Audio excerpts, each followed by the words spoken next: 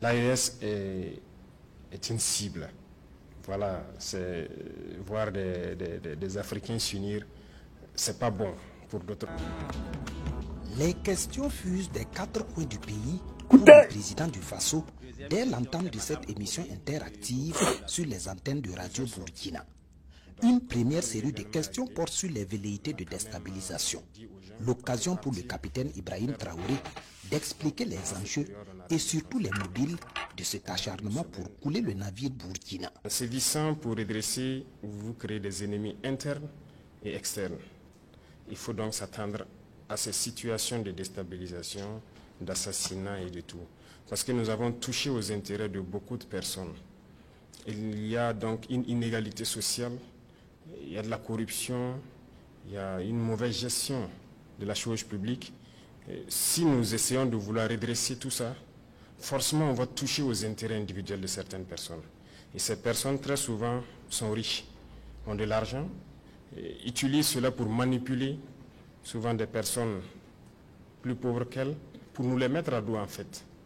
Ça c'est à l'interne et ces mêmes personnes n'hésitent pas à coaliser donc avec les forces impérialistes qui passent leur temps donc à nous endeuiller, à nous appauvrir. L'autre point, ce sont ces forces extérieures-là. Il y a beaucoup de pays aujourd'hui qu'on a sous le dos et on n'a pas le choix, il faut le faire. Voilà, si nous voulons que notre patrie soit indépendante, si nous voulons notre souveraineté, si nous voulons que les Burkinabés mangent à leur faim, si nous voulons que nos enfants aillent à l'école sans payer un franc, si nous voulons que demain, le paludisme qui est une des maladies les plus répandues au Burkina Faso, que nous puissions soigner notre population sur certains mots à 0 franc. Voilà certains rêves que nous avons, mais il va falloir faire beaucoup de concessions, il va falloir empêcher certaines puissances de nous piller et ça crée beaucoup d'ennemis. Donc nous sommes préparés à ces situations, nous les vivons comme normal en fait. L'attaque de Barsalgo est également une question commune à plusieurs auditeurs. Là également, le chef de l'État sait les motivations et la stratégie. Derrière cet acte terroriste se cache plutôt le décès funeste de certains fils de la nation. Barsalgo, je ne vais pas rentrer aussi dans les détails, mais Barsalgo, je pense que j'étais personnellement visé. Parce que Barsalgo et moi, il y a une histoire. Barsalgo et la situation du pays, il y a une histoire. Voilà, en juillet 2022, vous pourrez peut-être après vous renseigner sur place à Barsalgo. J'ai défié beaucoup d'ordres pour m'interposer pour que Barsalgo ne tombe pas. Et donc j'ai sacrifié beaucoup de choses quand même à Barsalgo. C'est le lieu pour moi de remercier beaucoup de gens qui nous ont soutenus dans notre manœuvre pour que Barsalgo soit. Et je pense qu'ils ont ciblé Barsalgo parce que ça allait me toucher. Toutes ces velléités permettent au peuple de comprendre jusqu'où peuvent aller certains Burkinabés pour leurs intérêts personnels. En tous les cas, la récréation est terminée. Chacun devra assumer les conséquences de ses actes, avertit le président du Faso. Et de rassurer, contre vents et marées, le navire burkina avance, suivant la trajectoire voulue par le peuple et propulsé par les forces combattantes qui reçoivent ici un hommage appuyé du chef suprême des armées. Nous sommes en train de recruter, sur les 2 années, je pense qu'on est à plus de 30 000 personnes recrutées presque, dans l'armée seulement, et les autres forces aussi ont recruté.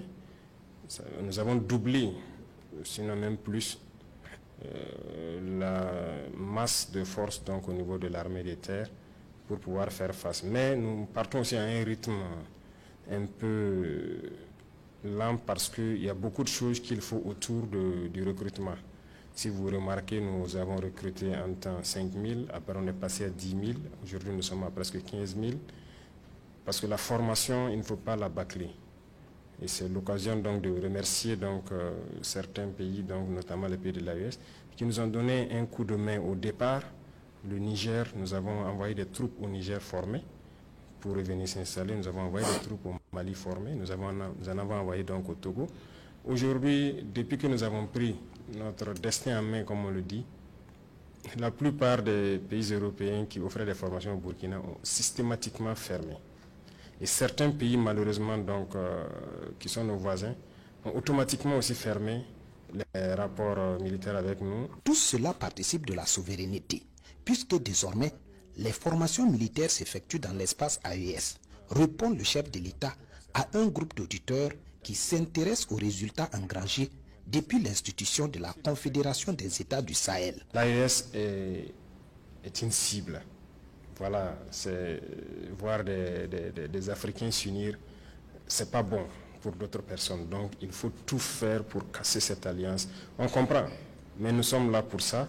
Et voilà pourquoi très tôt nous avons commencé donc à mettre en place immédiatement dans chaque pays des officiers de liaison.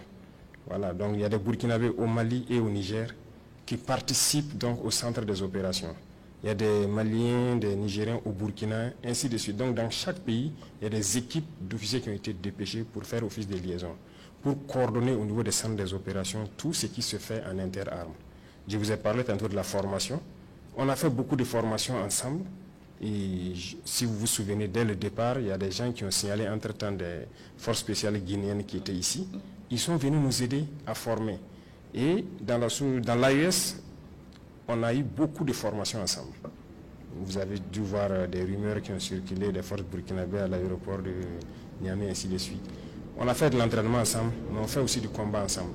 À ce rendez-vous avec les auditeurs de Radio Burkina, le capitaine Ibrahim Traoré décline une fois de plus sa vision d'un Burkina industrialisé. Construction de rails modernes, installation d'usines d'exploitation et de transformation de nos matières premières, tout est fait pour créer en interne des emplois pour les jeunes et de la richesse pour le pays, conclut le président du FASO.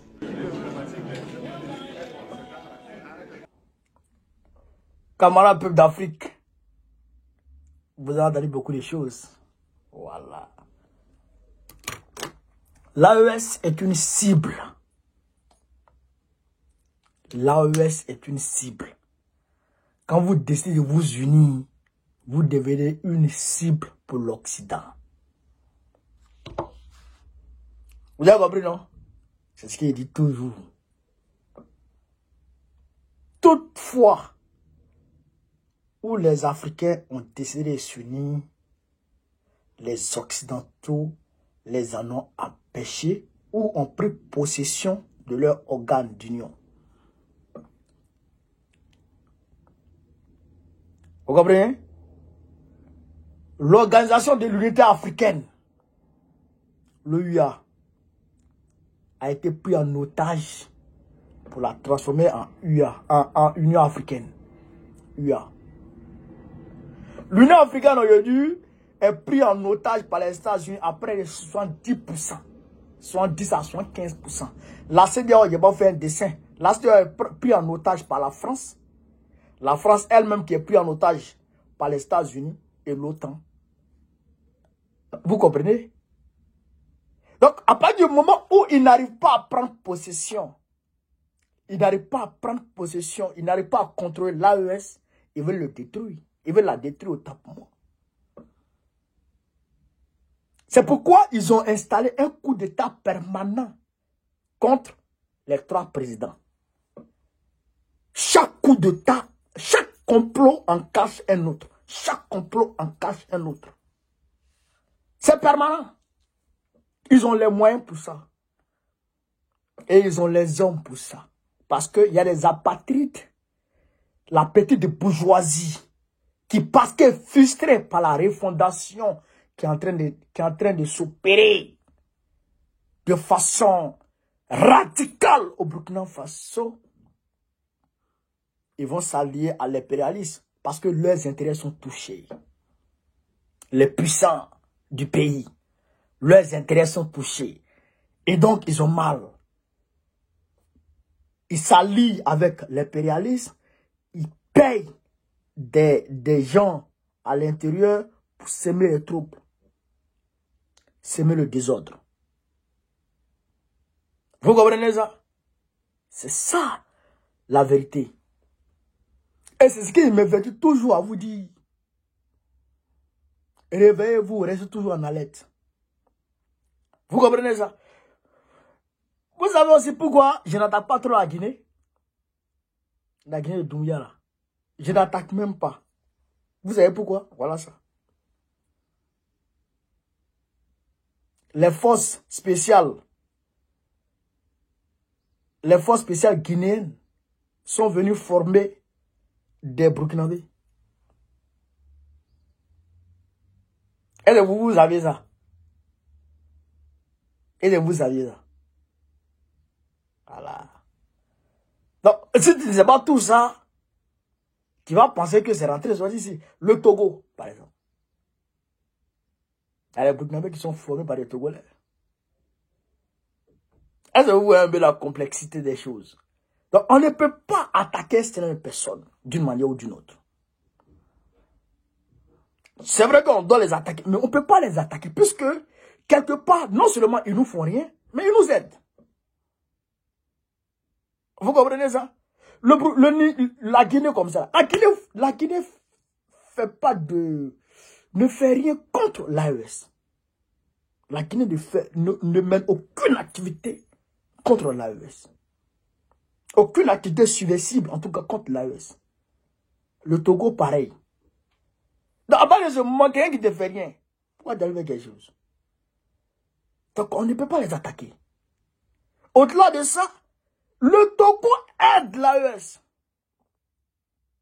C'est grâce au Togo que l'embargo sur le Niger a été contourné.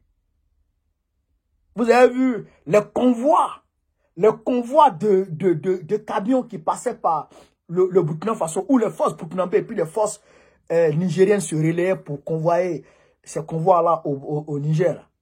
Eh bien, ces convois-là quittaient le port de Lomé. Au lieu de Cotonou, ils venaient passer maintenant par Lomé. Donc, on ne peut pas les attaquer. Du point de vue panafricaniste, on ne peut pas les attaquer. Mais dans leur politique intérieure, quand ils se comportent mal, on les frappe. Vous comprenez, non? Quand ils se comportent mal dans leur politique intérieure, on les frappe. Comme il a frappé Foy Yassine quand il a changé la constitution. C'est des frappes chirurgicales précises et concises. Et puis on avance. Pour lui dire, président, c'est que tu as fait, tu vas d'accord. Jean-Paul Omoulou, par exemple, il a mis en prison. Le gars, il ne sait pas s'il est mort ou pas en prison. Il est devenu malvoyant en prison. Ça, on n'est pas d'accord. Ça, on lui dit la vérité. Yassine, on n'est pas d'accord. Doumbouya, les manifestants, il les massacre. On n'est pas d'accord. Ça, on lui dit cache. Président n'est pas d'accord. Et puis, il ne peut rien faire. Il ne peut rien créer. Il va se fâcher, mais il ne peut rien faire. Voilà. C'est ça aussi qui est la vérité. Donc, vous comprenez, non? Voilà. Donc, alors, Molo. Nous, on est là et puis on voit loin. Est-ce que vous comprenez ça? C'est ça qui est la vérité. Donc, le président, capitaine Ibé, il a fait le tour. C'est-à-dire qu'il était un dialogue à bâton rompu avec le peuple burkinabé. Les questions.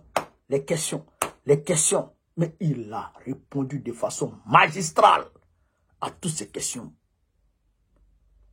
Le capitaine Ibé, on dirait que c'est comme s'il avait préparé toutes les réponses de sa tête. Il dit Barsalogo là, ça le visait. Pourquoi ils ont attaqué Barsalogo? Pourquoi c'est Barsalogo qui a été choisi? Parce qu'entre Barsalogo et puis lui, il y a une histoire, il y a un lien. Au-delà de son titre de président, de sa responsabilité de président, de sa fonction de militaire sur le terrain, il a un amour immense pour Barsalogo et il a démontré ça. Il a un lien particulier avec Barsalogo et il a fait dérogation à un certain nombre de règles pour sauver Barsalogo, pour empêcher Barsalogo de tomber à l'époque. Donc, pour lui faire mal personnellement, pour le cibler personnellement, on va s'attaquer à Barsalogo. Sinon, on pourrait s'attaquer à d'autres villages, mais on va s'attaquer à Barsalogo. Comme tu aimes beaucoup Barsalogo, on va te montrer ça. Donc, c'est lui qu'ils ont visé en allant attaquer Barsalogo. Et il y a certains qui ont posé la question de savoir pourquoi il ne mène pas la guerre, point, et puis il ne s'occupe, et puis laisser tomber le volet développement. Il a dit non. Et j'ai aimé cette réponse. Il a dit non. Si tu vois que les gens sont facilement recrutables, sont facilement recrutés au sein des forces du mal, c'est parce que ils ne sont pas occupés. C'est parce qu'ils ne travaillent pas. C'est parce qu'ils n'ont pas d'emploi. Si ils ont des emplois qui sont payés peut-être à hauteur, il n'a pas acheté ça, mais moi j'ai approfondi. S'ils sont payés, par exemple, ils travaillent, il est payé par exemple à 200 000 francs. Est-ce qu'on pourra venir lui proposer 300 000 francs pour aller faire la guerre, pour aller mettre sa vie en danger? Jamais. C'est comme ici en France. Est-ce que tu vas venir donner 2000 francs à Bao Koné pour dire va voter? Tu vas venir donner 100 euros qui fait 65 000 francs à Bao Koné pour dire va voter pour Draman? Jamais, parce qu'il se suffit. Est-ce que vous comprenez ça? Donc si les gens ont des entrées, ils gagnent un peu parce qu'ils travaillent, ils vont renoncer, ils vont se détourner de ces forces maléfiques. Mais comme ils n'ont rien, on les manipule facilement. Le gars, il a faim. Il n'a pas d'argent, frère. Il a passé un mois, même Moro, il n'a pas dans sa poche. Si on veut lui proposer 300 000, 25 000 francs par jour, c'est jeton, hein? C'est jeton au Burkina. En Afrique même, en Côte d'Ivoire, c'est jeton, 300 000. C'est jeton. Il va c'est là. Mais en France, c'est pas jeton ça. 300 000 francs, c'est 500 euros. C'est quoi ça? Tu ne peux pas recruter quelqu'un à 500 euros, frère. Il faut au moins 100 000 euros. Ouais, non? Donc, c'est pas pareil. 100 000 euros, c'est environ 65 millions. Donc, tu ne peux pas facilement recruter les gens ici en Europe pour faire, qui pouvaient terroriser jamais de la vie. Les petits que vous voyez qui vendent la dope et tout ça là, mais c'est des petits qui peuvent se taper par jour 1000 euros. Ouais. Le livreur, il peut se taper 500, 600 euros par jour, le livreur. Ceux même qui sont les babatières, ils peuvent se taper 4 000, 5 000 par jour. C'est pourquoi ils risquent leur vie dans l'affaire des bancs. Par mois, il peut se faire 20 000, 30 000, 40 000, 50 000 par mois. Les barons, les barons même peuvent se faire 100 000 par mois. C'est pourquoi ils risquent leur vie. Vous comprenez? Allah. Maintenant, les autres qui agissent là, ça c'est pas doctrine. Les terroristes qui frappent là, c'est pas doctrine, ils frappent. Voilà. Mais dans nos ouvreurs là, ça c'est l'argent qui fait. Donc, le capitaine, il a répondu beaucoup aux questions. Et je le remercie, je le salue. Il dit, c'est mon professeur désormais. Ibé, c'est mon professeur désormais. Quand il est en direct, frère, je m'ai écouté. Hier là, il a fait près 1h30. Mais il était calé. Avec mes écouteurs. Il a écouté tout fini. C'est un 10. C'est un 10. C'est un 10. Je vous invite à aller écouter sur RTB. C'est sur la RTB. C'est un 10. Alors, chers camarades d'Afrique, sur ce, vive l'Afrique libre. Vive le panafricanisme. Vive tous les présidents panafricains. Gbagbo président du Coran 2025, Inch'Allah. Je demande à Draman de libérer Dosso Rodel. Charles Dosso Rodel, il faut le libérer. Très rapidement. Et je vous demande, chers camarades, de vous mobiliser pour le 18. Voilà, j'allais oublier. Le 18 octobre, le vendredi 18 octobre. Je demande à tous les Africains de se mobiliser. On va aller à la CPI. On va aller à partir de 6 h. Tous à la gare du Nord. On démarre à 6 h, on arrive à Bruxelles, devant l'Union européenne. On va faire le bruit là-bas pour leur dire de réinscrire Gbagbo sur la liste, pour leur demander d'arrêter de dire à Draman qu'on n'est pas d'accord avec son 4e mandat, d'ouvrir le dossier, le procès du camp Draman Ouattara. Ça là, tout ça, on va aller dire ça. Donc, je vous demande de vous mobiliser, on va aller mettre le combat ensemble. Donc, de Bruxelles, après, on va partir à la CPI, et puis on revient à 17 h, ou on dit 23 h, tout le monde à Paris, chacun rentre chez lui. Voilà, une journée, vendredi 18. Vous êtes invités, chers camarades. Vive l'Afrique libre, vive le panafricanisme, vive tous les braves africains. Gbagbo président du Coran en 2005, Inch'Allah.